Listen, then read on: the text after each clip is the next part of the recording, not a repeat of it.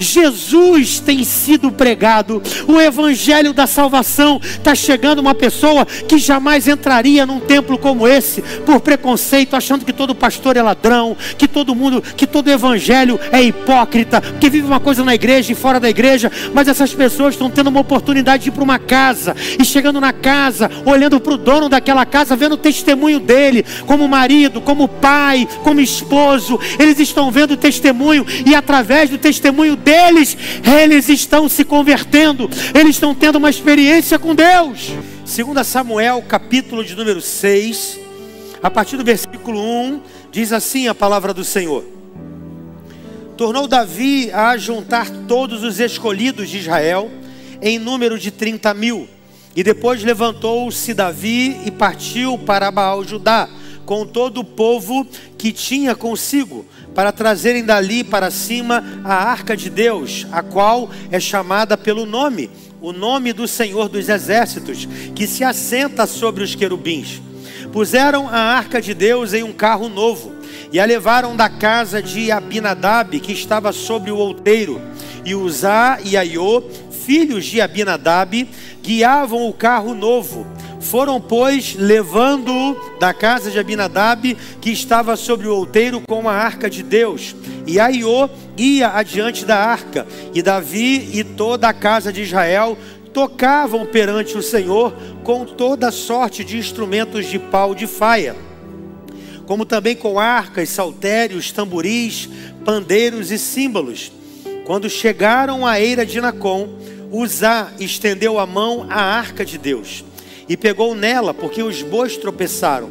Então a ira do Senhor se acendeu contra Uzá, e Deus o feriu ali, e Uzá morreu ali junto à arca de Deus.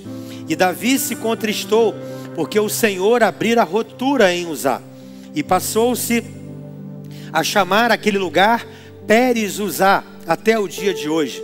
Davi, pois, teve medo do Senhor naquele dia e disse: como virá a mim a arca do Senhor? E não quis levar a arca do Senhor para a cidade de Davi, Jerusalém, mas fê-la entrar na casa de Obed-edom, o gitita. E ficou a arca do Senhor 3 meses na casa de Obed-edom. Quanto tempo, irmãos? Quanto tempo? 3 meses na casa de Obed-edom, o gitita. E o Senhor o abençoou, e a toda a sua casa. Repita comigo: e o Senhor o abençoou, e a toda a sua casa. Então informaram a Davi, dizendo: olha, o Senhor abençoou a casa de Obed-edom e tudo quanto é dele, por causa da arca de Deus. Foi, pois, Davi, e com alegria fez subir a arca de Deus da casa de Obed-edom para a cidade de Davi. Quando os que levavam a arca do Senhor tinham dado 6 passos, ele sacrificou um boi e um animal cevado, e Davi dançava com todas as suas forças diante do Senhor. E estava Davi cingido de um éfode de linho.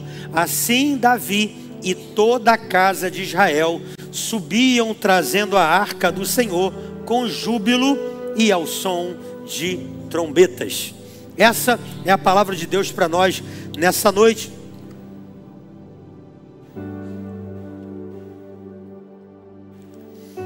E eu queria compartilhar com vocês aqui essa última palavra da nossa série de mensagens sobre fortalecendo a visão. Você que está nos visitando hoje aqui, durante todo o mês de julho, é o mês de aniversário da nossa igreja. Nós completamos 9 anos esse ano. E todo mês de julho, que é o mês de aniversário da igreja, nós escolhemos para fortalecer a visão da nossa igreja. Nós acreditamos que quanto mais falamos da visão, mais isso se torna uma cultura e o nosso estilo de vida. Então a visão, ela tem que ser lembrada, a visão, ela precisa ser vista, e a visão precisa ser falada. A visão precisa ser lembrada, a a visão precisa ser vista e a visão precisa ser lembrada. E quando nós temos uma visão, nós sabemos aonde queremos chegar. Quando nós temos uma visão, nós sabemos aquilo que Deus plantou no nosso coração. Então, todo mês de julho é o mês da gente fortalecer a visão da nossa igreja. E no primeiro domingo do mês de julho, nós falamos sobre a igreja que nós sonhamos. Como é essa igreja dos sonhos de Deus para a eclésia do Culubandê? Tem que ser uma igreja cheia do Espírito Santo, uma igreja que preza pela palavra de Deus, uma igreja que é apaixonada por vidas, uma igreja que ama receber pessoas. No segundo domingo nós aprendemos sobre redimensionar a nossa visão. Nós não podemos ter a fé que nós tínhamos há 9 anos atrás, hoje. Se nós temos a mesma fé e se oramos pelas mesmas coisas, a nossa fé não foi redimensionada, nós acabamos estagnados. E nós aprendemos que redimensionar a visão é redimensionar a nossa fé, redimensionar a nossa força e redimensionar a nossa fome. A minha fome por Deus, ela precisa também ser renovada, porque senão, se eu não tiver fome, fome é um dos sinais de saúde. Quando você está com fome, é sinal que você está saudável. E no último domingo agora, no domingo passado, nós falamos sobre o nosso carro-chefe, falamos sobre aquilo que nós acreditamos, a nossa coluna, o nosso pilar, que são as nossas células, que são os nossos pequenos grupos, que são os nossos grupos de crescimento. Nós chamamos aqui na igreja de célula e nós não abrimos mão, para nós é inegociável, nada na nossa igreja é maior do que a célula, nenhum ministério da nossa igreja é maior do que a célula, nenhum departamento da igreja é maior do que a célula, nenhum evento da nossa igreja é maior do que a célula. Nós priorizamos a comunhão, cremos que as nossas células são células empoderadas, as nossas células são células pastorais, são células proféticas e são células apostólicas. Nós acreditamos nisso e estamos treinando líderes para que eles tenham essa mesma visão de ganhar vidas e de cuidar bem delas. E hoje, para encerrar essa série de mensagens, nós queremos falar sobre quando nós recebemos Deus em casa. E aqui foi muito bem apresentado pelo Cauã a palavra de Deus em 2 Samuel capítulo 6, falando desse homem. Então deixa eu fazer aqui uma introdução para você entender o que Deus colocou nesse último domingo da nossa série de mensagens, desse fechamento. Esse capítulo 6 aqui é muito importante. Por quê? Porque ele vai falar do primeiro ato de Davi como rei de Israel. Quando você olha a Bíblia, no capítulo 5, Davi é constituído rei sobre todo Israel. E aí no capítulo 6, ele já foi constituído rei, ele já sentou no trono, ele já foi coroado, e ele quer tomar agora a primeira decisão como rei de uma grande nação, como rei da nação que Deus escolheu para se revelar para a humanidade, que é a nação de Israel. Davi, ele toma a primeira decisão, e a primeira decisão é: eu não vou reinar sem a presença de Deus. Eu não vou reinar sem que Deus esteja aqui em Jerusalém, sem que Deus esteja no palácio. E essa foi a primeira decisão que Davi tomou. E essa arca que Davi foi buscar lá na casa de Abinadab, ela foi tomada pelos filisteus. Se você olhar o primeiro livro do profeta Samuel, no capítulo 4, você vai ver que essa arca, ela foi levada quando Hofni e Finéias, que eram filhos do sacerdote Eli, que faziam tudo aquilo que era mal diante de Deus, eles vão lutar contra os filisteus, e nessa batalha, nessa luta, 32 mil homens são mortos, dentre eles Hofni e Finéias, e a arca de Deus é levada para o território dos filisteus. O sacerdote Eli, quando sabe da notícia que Hofni e Finéias morreram, ele se abateu. Mas quando ele soube que a arca de Deus foi levada para o território do inimigo, ele caiu para trás, caiu da cadeira, quebrou o pescoço e morreu. Eli não morreu por causa dos filhos, mas morreu porque soube que a arca do Senhor, que simbolizava a presença de Deus, foi levada pelo território do inimigo. E quando ela chega ali no território do inimigo, os filisteus pegam essa arca e colocam no templo de Dagon. Dagon era o deus dos filisteus. E eles colocam ali para humilhar a arca de Deus, para humilhar a simbologia daquilo que representa representava a força da nação de Israel. E a Bíblia vai dizer que no outro dia, quando eles chegaram no templo de Dagon, eles viram a estátua de Dagon prostrada diante da arca. Você pode dar um glória a Deus por isso, irmão? A arca, a estátua do inimigo estava prostrada diante da arca, como se curvando, se prostrando diante da arca. E eles ficaram muito assustados com aquilo ali, e eles se apavoraram quando viram a estátua de Dagon simplesmente prostrada diante da arca do Senhor. As pessoas eram mortas quando tocavam na arca, e quando não morriam, diz a palavra do Senhor, que elas feridas de hemorroida, elas eram cheias de hemorroida. Está na Bíblia isso. Os filisteus, eles ficaram apavorados com isso. Então, depois de 7 meses, depois que muitas pessoas morreram e que muitas pessoas foram acometidas dessa enfermidade, eles resolvem devolver a arca para o território de Israel. E a Bíblia vai dizer que ela chega no território chamado Bet-Semes. Nós lemos aqui.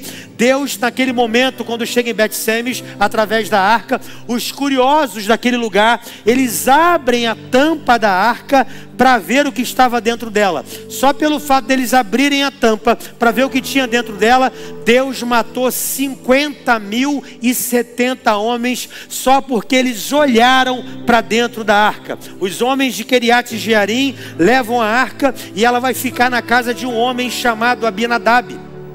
E durante 20 anos essa arca fica ali. Agora Davi, ele quer começar a reinar sobre Israel, e ele quer fazer isso com a presença de Deus, e ele queria começar a reinar com essa presença no meio do povo. Qual é o rei que não quer reinar com a presença de Deus? Qual é o pastor de uma igreja que não quer pastorear sem a presença de Deus? Qual é o líder de um pequeno grupo que não quer sentir a presença de Deus? Qual é o chefe de família que está aqui que não quer sentir a presença de Deus na sua casa? Qual é o homem que não quer ter Deus no seu casamento? Qual é a mulher que não quer Deus no teu casamento? Quais são os pais que estão aqui que não querem ver Deus na vida dos seus filhos? Davi está vivendo a mesma coisa. Ele quer a presença de Deus. Ele quer começar da forma certa. Ele quer começar do jeito mais tranquilo, que é a presença de Deus. E baseado nesse texto aqui, quando Davi ele vai para a casa de Abinadab para buscar a arca e para trazer para a cidade de Davi, que é Jerusalém, acontecem algumas coisas.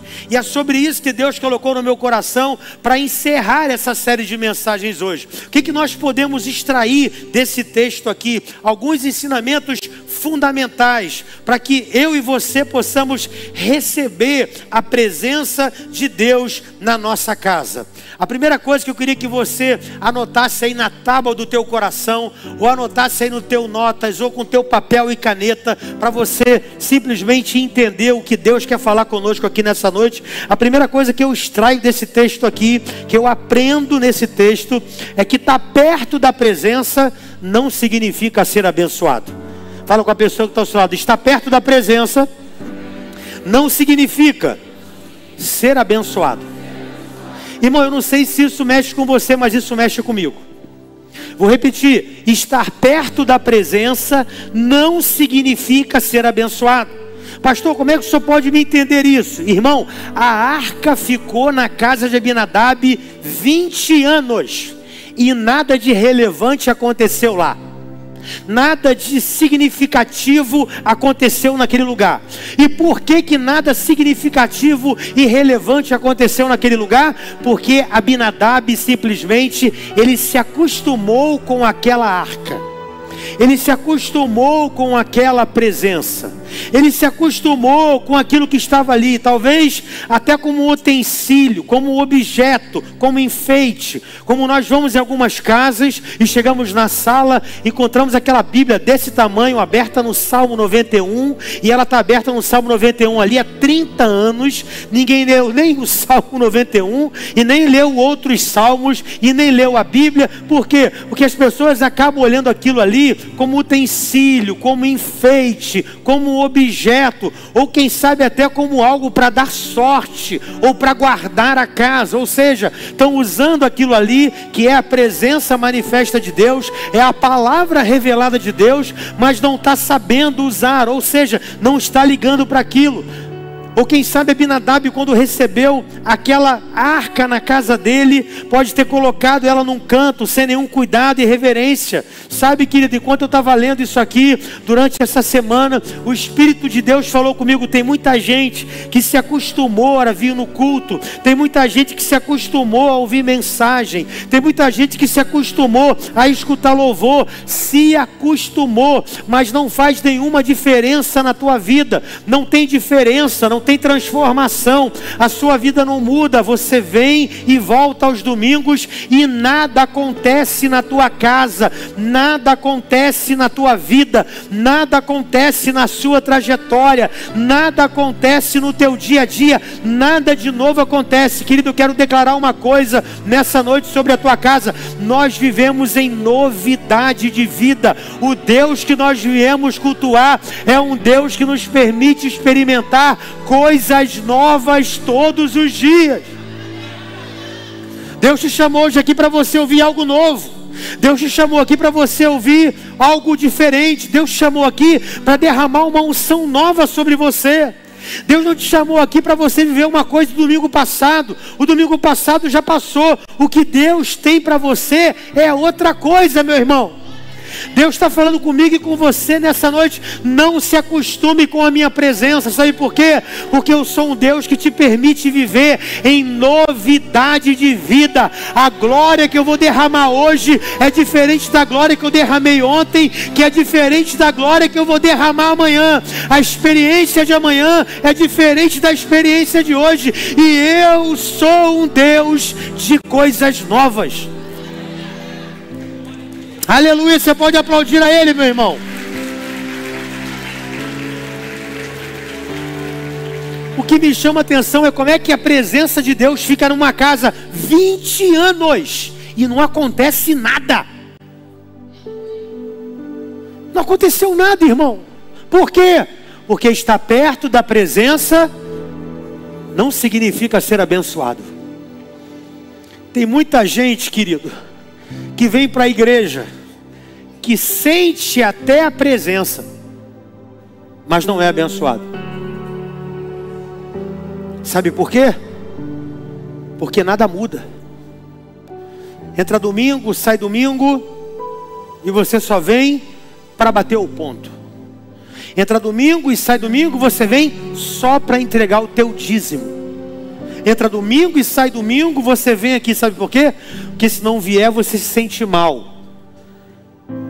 Você não vem porque você tem sede, você não vem porque você tem fome, você não vem porque você quer saciar o desejo da tua alma, você vem para bater o ponto, porque senão você vai se sentir mal se você não vier.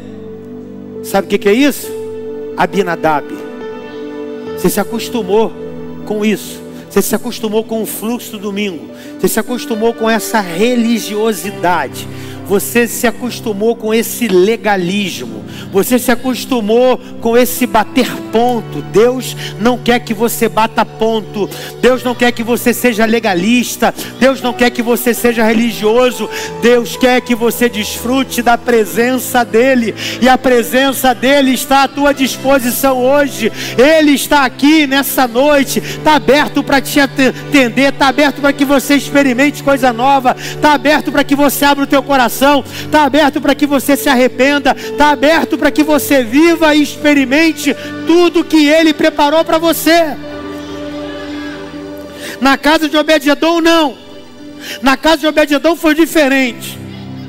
Quando os sacerdotes chegaram lá trazendo a arca, os eruditos dizem que quando os sacerdotes chegaram lá e falaram assim: seu Obed-edom, vai deixar a arca onde? Obed-edom falou assim: pode colocar ela aqui no centro. Não, mas aqui não vai atrapalhar o caminho. Não, não, todo mundo que chegar na minha casa vai ter que ver que Deus está no centro. Mas a sua esposa não vai ficar chateada, está no meio da sala, vai atrapalhar o dia a dia. Não, não, a minha esposa vai entender que aqui o que está no centro é Deus.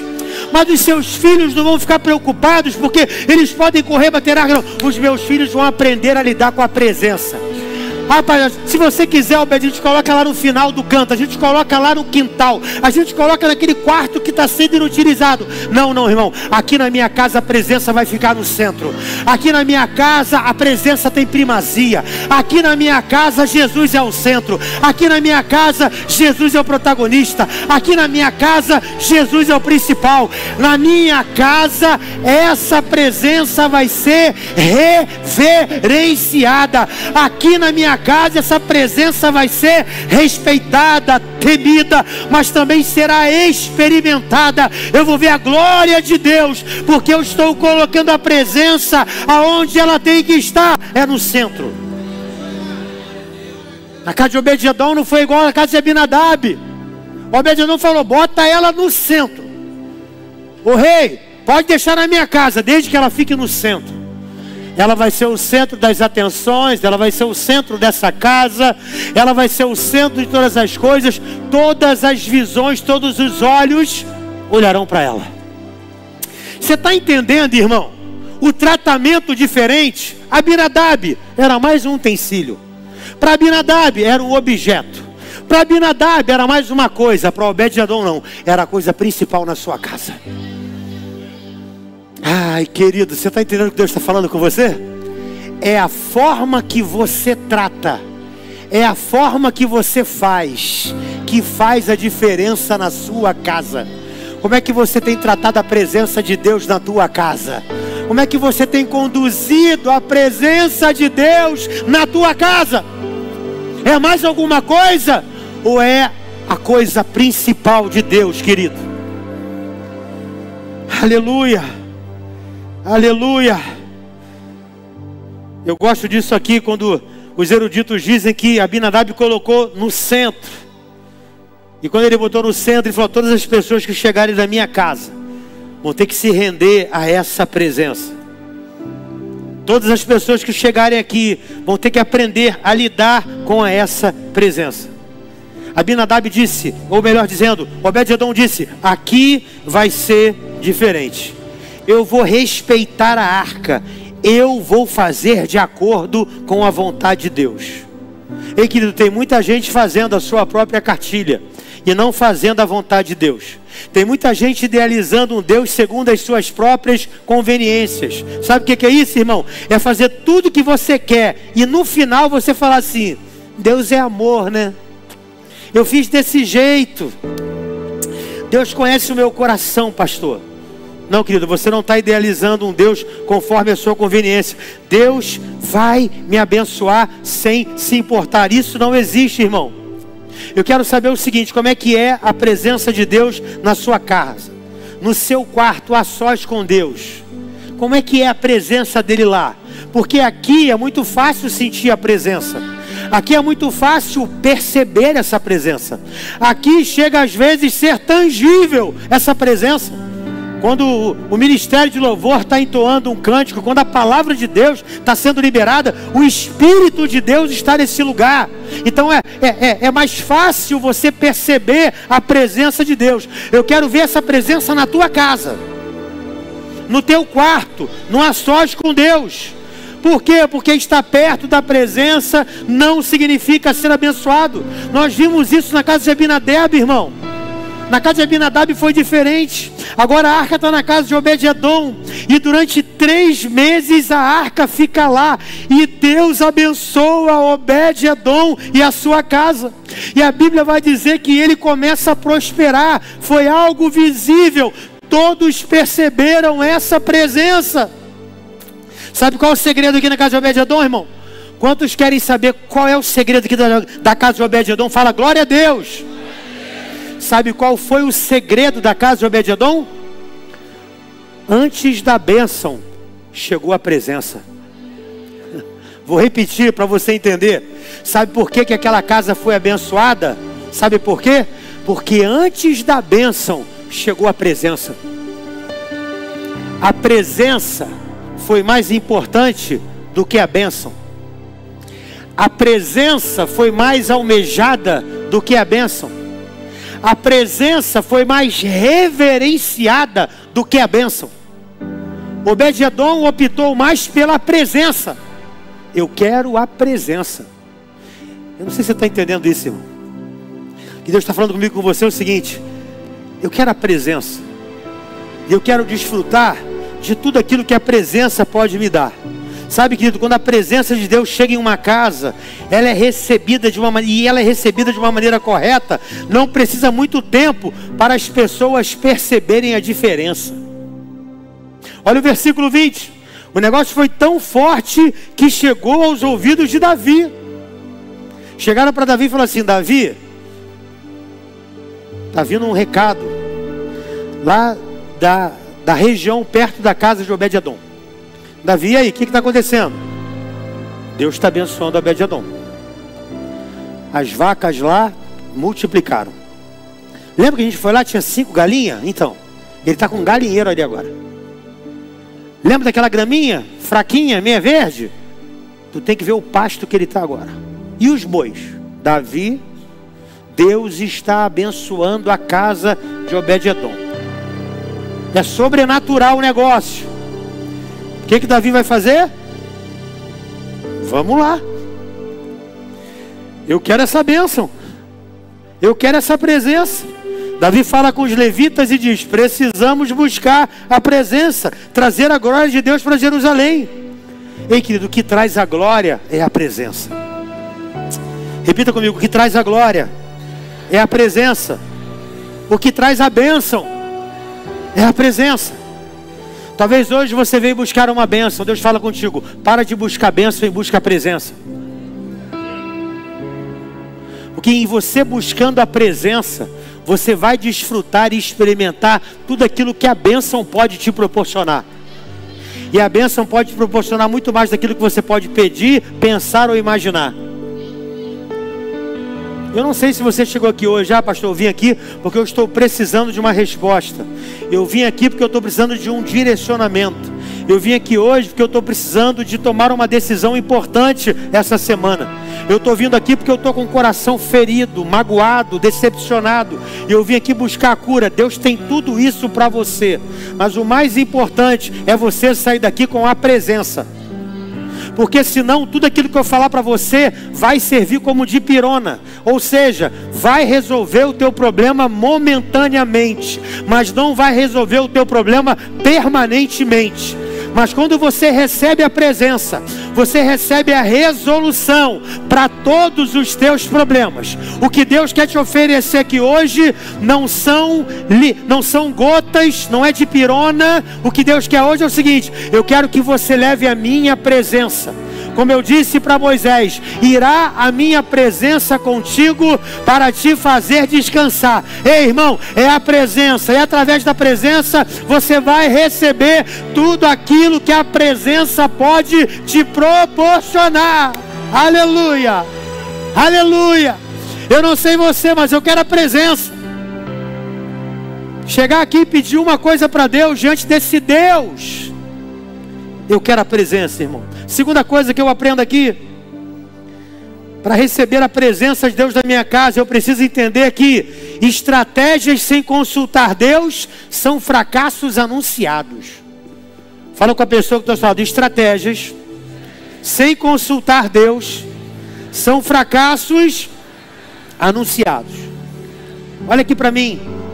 Davi consultou todo mundo para buscar a arca, menos Deus.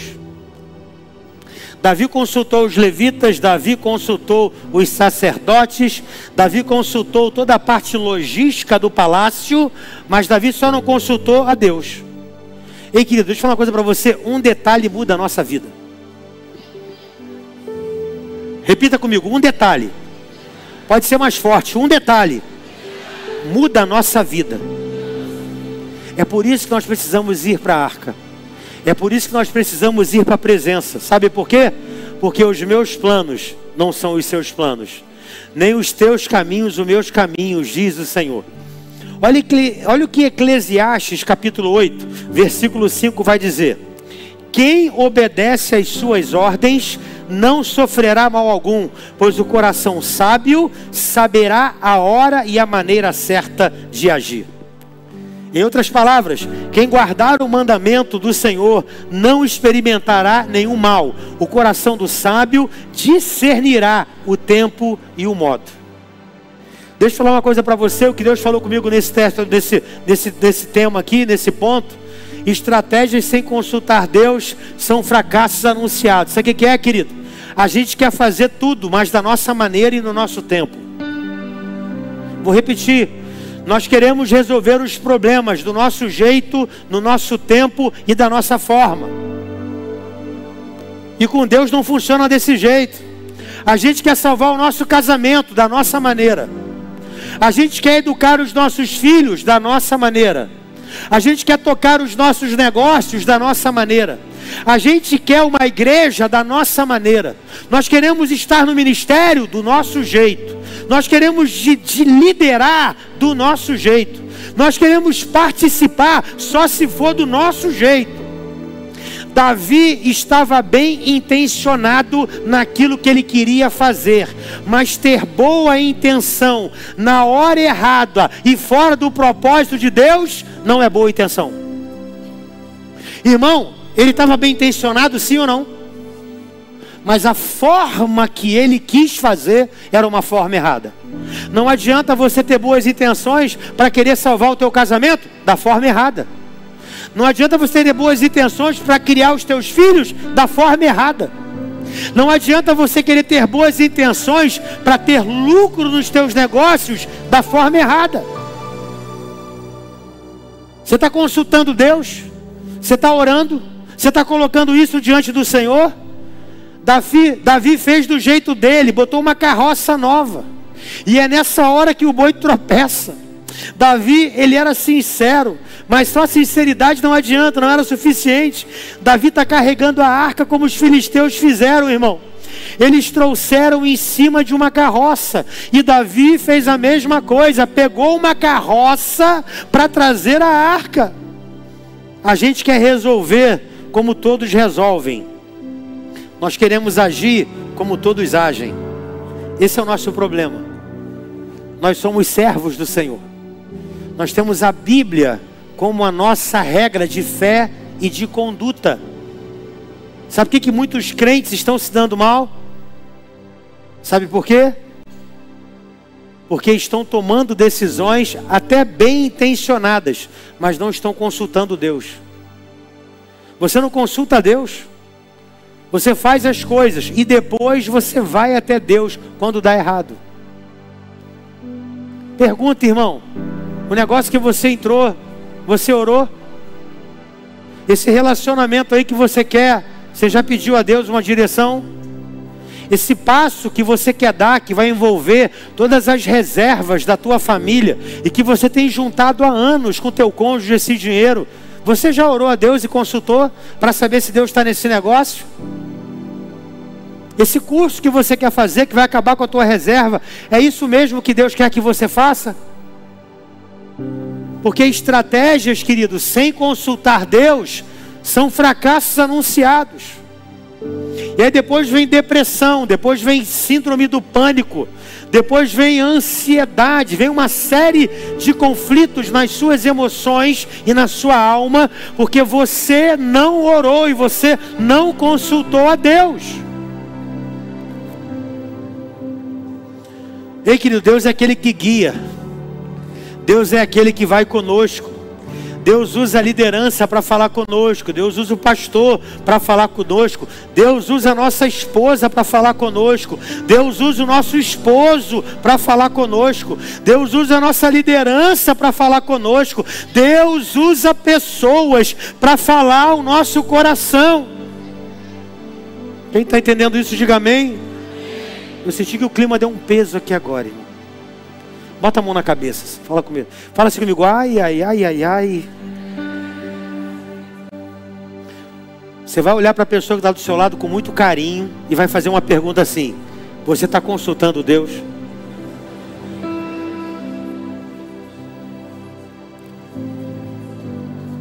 Você está orando, irmão? Sabe, querido, Davi tinha uma ótima intenção, mas começou o seu projeto de maneira errada. Quero falar uma frase da minha esposa Joyce. Dificilmente algo que começa errado vai acabar de forma correta. Vou repetir. Dificilmente algo que começa errado vai acabar de forma correta. Se começou errado, a tendência é que termine errado. Mas Deus te trouxe aqui nessa noite, porque talvez dê tempo de você reverter o quadro e de mudar essa situação. Deus está falando com algumas pessoas aqui, ainda dá tempo de você orar. Ainda dá tempo de você buscar a minha face. Ainda dá tempo de eu te responder e trazer paz ao teu coração, para que você possa tomar a decisão que vai vir do céu para a tua casa, para a tua vida, para o teu casamento, para a tua família, para os teus negócios. Quem recebe essa palavra, irmão? Quem recebe essa palavra? Levanta a mão que eu vou profetizar. Sensibilidade no Espírito para você. Sensibilidade no Espírito. Sensibilidade para ouvir a voz de Deus. Quando você sentir paz no teu coração, Deus só responde as coisas com paz no nosso coração. Se a angústia está tomando conta de você, se você está sentindo o seu coração angustiado, o seu coração apertado, não é Deus que está falando com você, porque a Bíblia diz que as bênçãos do Senhor são as que enriquecem e não trazem consigo dores. Quando Deus te responder, vai vir com paz no teu coração, ainda que não seja o que você gostaria que acontecesse, ainda que não seja o que você gostaria de ouvir, mesmo aquilo que você não gostaria de ouvir, vai vir com paz, porque Deus ministra e nos responde trazendo paz. Fala com a pessoa que está ao seu lado, você vai sentir paz para tomar as decisões. Estou liberando essa palavra profética sobre a tua vida. Você vai sentir paz para tomar as decisões. As decisões mais difíceis que você não imagina que você tem que tomar, você vai sentir paz para tomar cada uma delas. Em nome de Jesus. Em terceiro lugar, estou caminhando para o final. Eu acredito ou não acredito? Acredito? Quem está sendo abençoado com essa palavra, dá um glória a Deus aí, irmão. Eu não sei você, mas Deus está falando muito comigo nessa mensagem. Deus está falando comigo, irmão. Como Deus está falando comigo. Terceiro ponto dessa mensagem. O que eu faço para receber essa presença de Deus na minha casa? Deus permite tropeços para usar o improvável.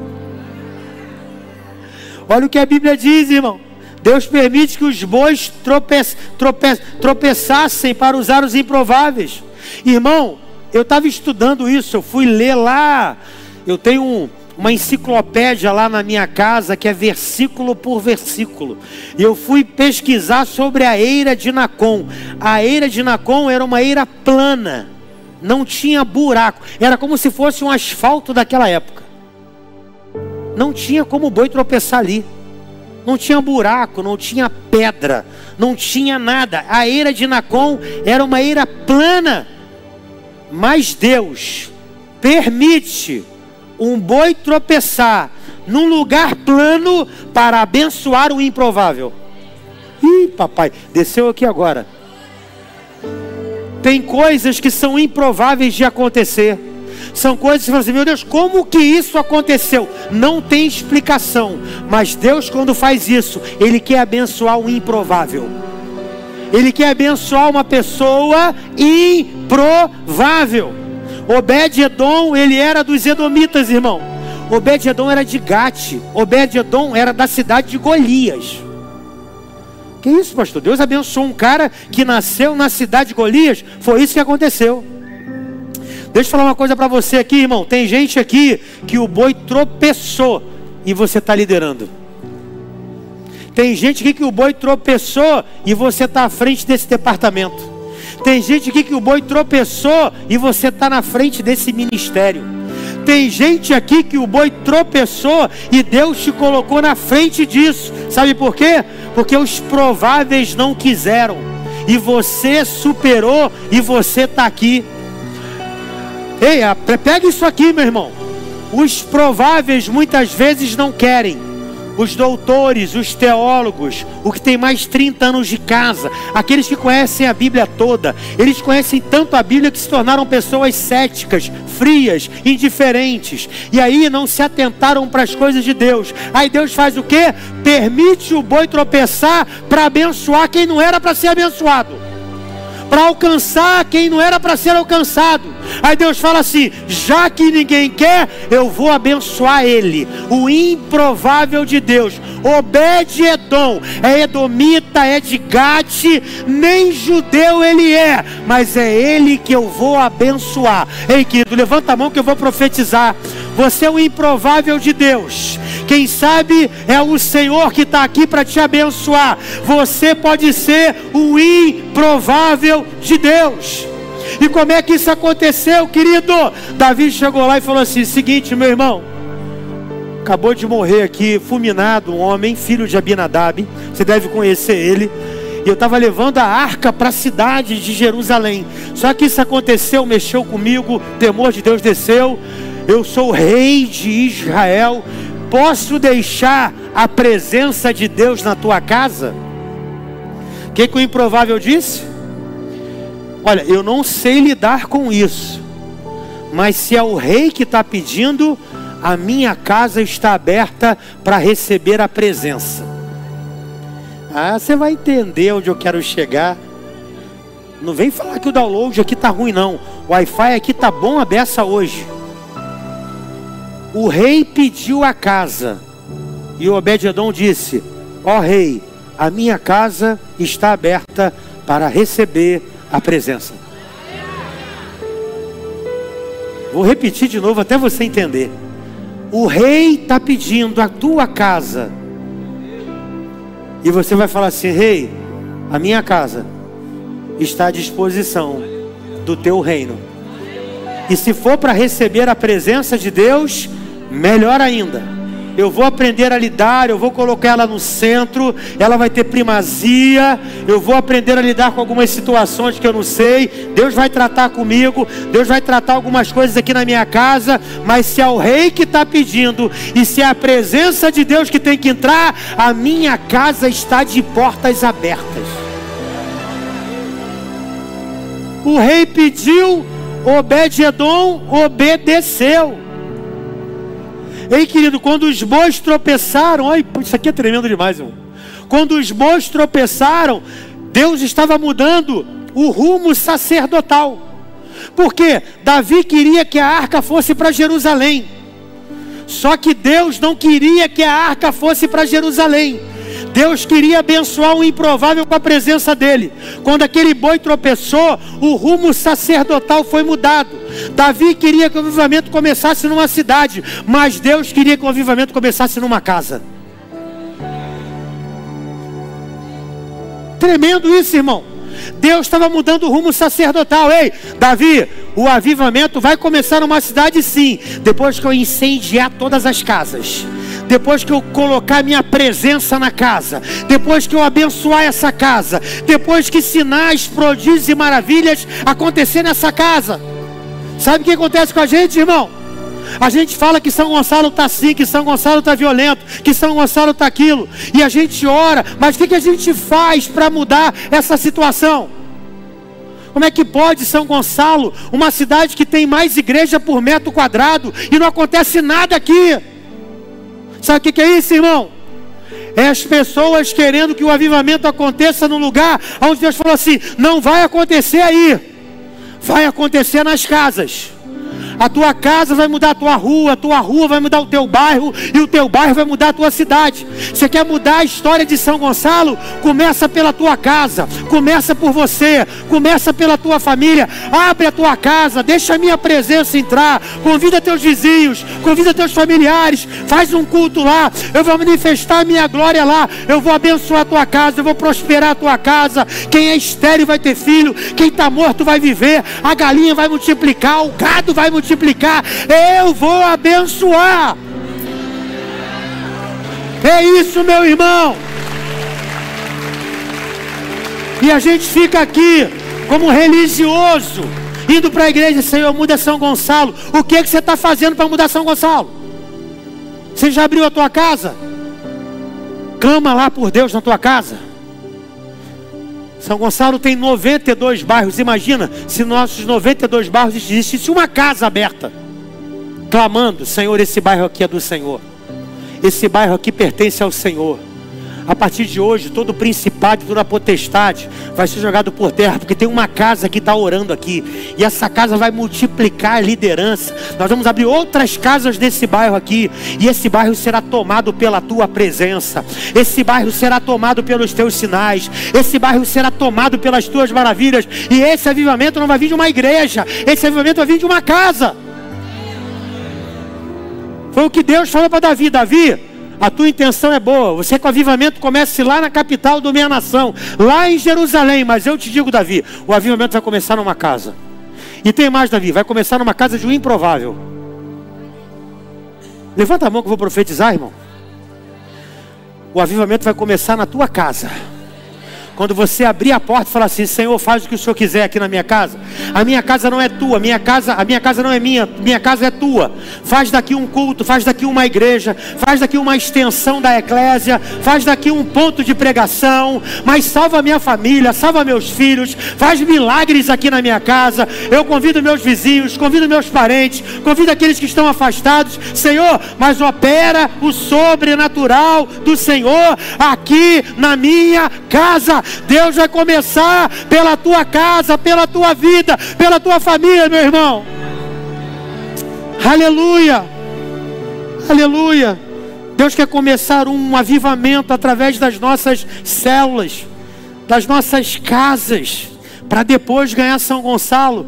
E graças a Deus, irmãos, eu tenho andado com pastores aqui da nossa cidade. Os pastores estão abrindo a cabeça: pastor, a gente está abrindo um pequeno grupo. Os cultos nos lares estão pegando fogo. Tem cultos nos lares que as pessoas estão orando, estão de joelhos dobrados. Os vizinhos estão sendo atraídos para aquelas casas. O evangelho tem sido pregado, Jesus tem sido pregado. O evangelho da salvação está chegando. Uma pessoa que jamais entraria num templo como esse por preconceito, achando que todo pastor é ladrão, que todo evangelho é hipócrita, que vive uma coisa na igreja e fora da igreja. Mas essas pessoas estão tendo uma oportunidade de ir para uma casa, e chegando na casa, olhando para o dono daquela casa, vendo o testemunho dele, como marido, como pai, como esposo. Eles estão vendo o testemunho, e através do testemunho deles, eles estão se convertendo, eles estão tendo uma experiência com Deus.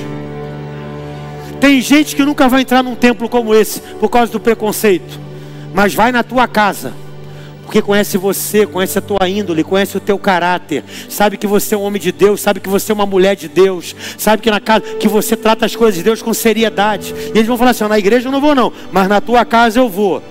E ainda vai falar com você assim: o pastor eu não conheço não, mas você eu conheço, e por você eu vou lá na tua casa assistir um culto. É isso que Deus está movendo em São Gonçalo. É isso que as igrejas estão despertando, abrindo as suas casas como ponto de pregação e como uma extensão da igreja local. E agora, em quarto e último lugar, para terminar, irmão, vocês são masoquistas, né? Mas tudo bem. Quarto e último lugar: honrar a presença atrai o favor de Deus. Fala com a pessoa que está ao seu lado: honrar a presença atrai o favor de Deus. Ei, querido, olha aqui para mim. Sua disposição pela presença sempre atrairá o favor de Deus. Irmão, eu imagino Obed-Edom. A arca chegou, está no centro. Eu imagino Obed-Edom falar assim: eu não acredito, isso está na minha casa, isso está na minha casa. A presença que matou mais de 100 mil homens numa guerra, a presença que vai na frente e todas as nações temem, a presença que fez coisas extraordinárias acontecerem, a presença que derrubou a muralha de Jericó, a presença que abriu o Jordão, a presença que abriu o Mar Vermelho, está na minha casa. Eu imagino, querido, Obed-Edom acordando 3 horas da manhã, sentado no sofá, na caixinha do nada, olhando para a arca. está na minha casa. Está na minha casa. Está na minha casa. E aí quando Davi vai lá buscar a arca, Obed, eu vim buscar a arca. Aí Davi olhou e falou assim: engraçado, Obed-edom, a arca está aqui há 3 meses.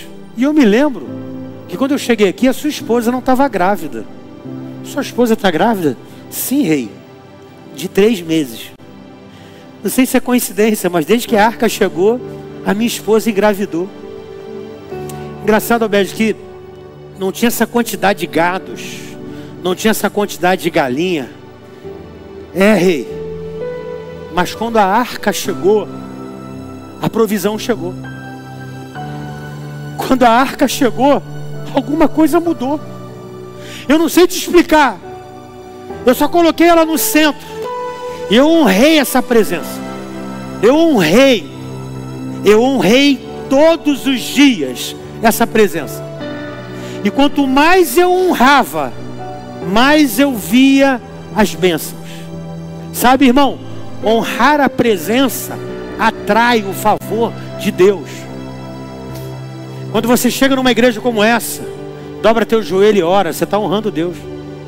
Quando você chega aqui no domingo, ao invés de você já chegar chegando, você dobra teu joelho: Senhor, se essa semana eu entristeci o teu Espírito Santo, me perdoa. Se eu pequei contra os céus, se eu pequei contra ti, no que eu falei, no que eu pensei, ou nas minhas atitudes, tem misericórdia da minha vida. Mas eu quero te honrar hoje aqui. Quero te honrar te cultuando, te prestando um culto racional, te prestando um culto aonde o céu vai receber o meu louvor e a minha adoração. Eu vim te honrar hoje aqui, irmão.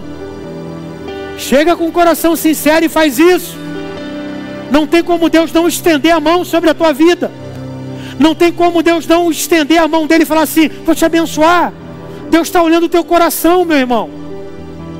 Obed-edom, ele honra a presença. E quando ele honra a presença, ele atrai o favor de Deus. Eu imagino Davi olhando aqui e falando assim: rapaz, Deus te fez prosperar mesmo. Mas é o seguinte: vou ter que levar a arca para Jerusalém. Aí o que eu pensava? O que Obed-edom ia falar? Tá bom, rei, foi bom enquanto durou. 3 meses que eu fui abençoado. Eu pensei que Obed-edom ia falar isso. Mas sabe o que Obed-edom fala? Vai levar a arca? Me leva junto. Aí Davi, como? Sua casa está abençoada, seu rebanho foi abençoado, sua casa prosperou, mas não adianta nada a bênção sem a presença. Davi, se o senhor levar a arca para Jerusalém, estou arrumando as minhas malas e estou indo para Jerusalém também. O que você aprende com isso, irmão? Obed-edom encaixou a vida dele com a presença. Tem gente que quer fazer o contrário, quer encaixar a presença na sua vida. Obed-edom falou assim: não, vai levar? Eu vou junto. Eu vou encaixar a minha vida com a presença. Se não dá para ficar aqui, eu vou. Mas você está abençoado, eu sei, mas não existe bênção sem presença. Eu gabei, foi bom, desfrutei durante 90 dias de tudo aquilo que eu fui abençoado. Glória a Deus por isso. Mas se a presença está indo, eu estou indo junto. Olha como é que Obed-edom, irmão, nos ensina isso.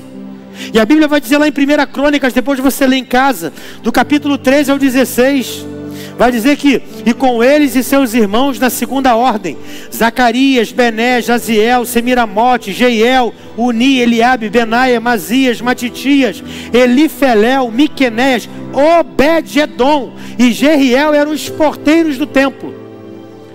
Obed-edom agora, ele deixa de ser esse homem do campo e passa a ser porteiro do templo. Poxa, a arca está lá dentro, eu estou aqui na porta, eu estou pertinho da arca. Essa presença eu vou desfrutar ainda, eu estou perto da arca. Eu estou aqui na portaria onde a arca fica. Só que aí abriu o Jerusalém Music. Aqui é Ecclesia Music. Lá abriu Jerusalém Milk. O líder de louvor, Asaf, abriu a inscrição, as audições. Aí quem se candidata para ser levita? Obed-edom. Eu amo isso aqui, irmão. 1 Crônicas 15, 21. E Matitias, Elifelel, Miquiné, Obed-edom, Jeiel e Azarias com harpas sobre seminite para sobressair. Ele começou a aprender a tocar um utensílio para ficar mais perto da arca. Agora ele não é porteiro, agora ele está como levita na casa do Senhor. Está tocando um instrumento para ficar mais próximo da arca. Você acha que ele parou por aí? Não parou por aí. Aí você olha o capítulo 16 de Crônicas, do versículo 4 e no versículo 5. A Bíblia diz que agora ele é ministro de louvor. Asaf fala assim: rapaz, eu vi você cantando enquanto você tocava. Você tem uma voz bonita. Vem para audições do Ecclesia Music.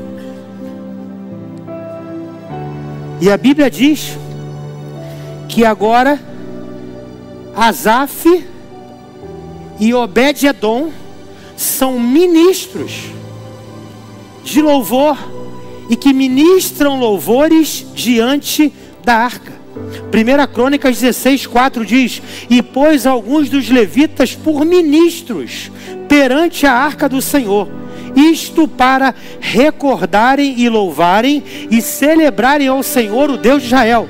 Era Asaf, o líder, Zacarias, o vice-líder, Jeiel, Semiramote, Matitias, Benaia e Obed-edom.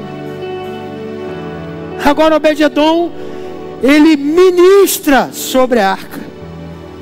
Agora Obed-edom, ele está ministrando sobre a presença. Pegou a vida dele e adequou a vida dele à presença. Eu não sei se isso chama atenção, mas isso chama a minha atenção, irmão. Que a gente vive num mundo tão egoísta que a gente quer fazer as nossas coisas e quer que Deus se encaixe nas nossas coisas. E o Obed-edom me ensina que é ele que se encaixou ao propósito de Deus. Você acha que parou por aí? Não parou por aí não. Quando você olha lá em 1 Crônicas 16, 37.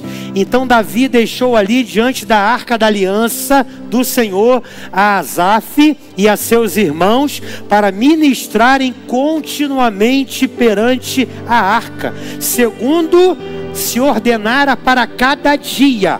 E mais a Obed-edom com seus irmãos 68. A Obed-edom, filho de Jedutum e a Ossa, deixou por líderes. Agora Obed-edom é líder de 68 pessoas que promovem adoração na presença continuamente. Agora Obed-edom está escalado por Asaf para liderar 68 pessoas diariamente na presença. Agora é diariamente, todo dia ele está lá. Agora ele é sacerdote, não pela linhagem de Arão, mas pelo ofício que foi estabelecido por Asaf para a vida dele. Sabe, querido, honrar a presença atrai o favor de Deus. Obed-edom chegou no mais alto nível de alguém que pode desfrutar da presença de Deus. O que eu aprendo com isso tudo, pastor? Que quando você se dedica a honrar a Deus, o favor dele vem sobre a tua vida. Você recebe essa palavra? Eu queria que você se colocasse de pé em nome de Jesus.